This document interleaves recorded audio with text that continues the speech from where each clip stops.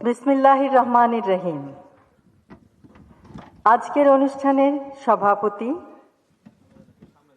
Police নারী কল্যাণ সমিতির সহ সভানেত্রী মিসেস সাবিনা আওলাদ, সম্মানিত বিশেষ অতিথি মিসেস হাসিনা আহমেদ, মিস কানিজ মাওলা, সম্মানিত পুলিশ নারী কল্যাণ সমিতির সদস্যবৃন্দ, পুলিশ পরিবারের সম্মানিত সদস্যবৃন্দ এবং সম্মানিত ঊর্ধ্বতন পুলিশ কর্মকর্তা বৃন্দ, আসসালামু আলাইকুম।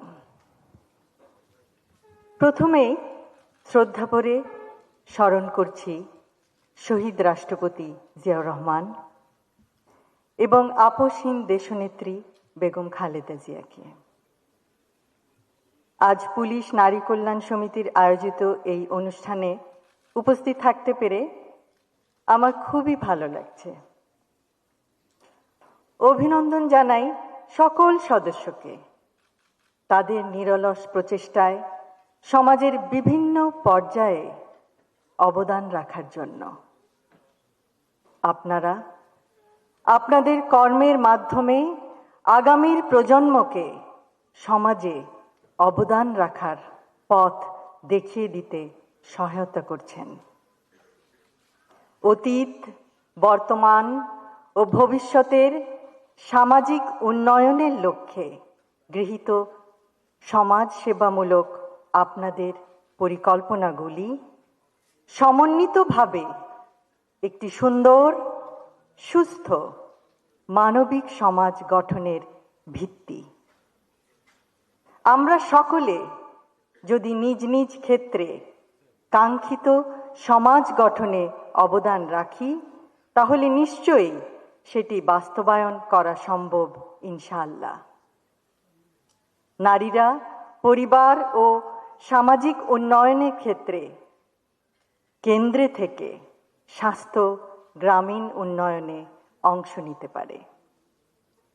কন্যা শিশুদের নিরাপত্তা ও সুন্দর মানবিক বিকাশ নিশ্চিত করার মাধ্যমে প্রতিটি মেয়ে যে ভবিষ্যৎ নিজের জন্য গড়তে চায়, সেই পথে রাষ্ট্র ব্যবস্থা প্রতিবন্ধকতা সৃষ্টির পরিবর্তে তা এগিয়ে নেবে।